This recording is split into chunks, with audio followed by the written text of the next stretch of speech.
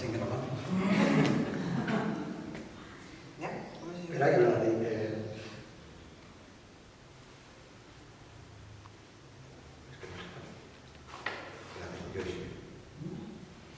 No tenia la lectura correcta, ja dic això. Tu ves tu.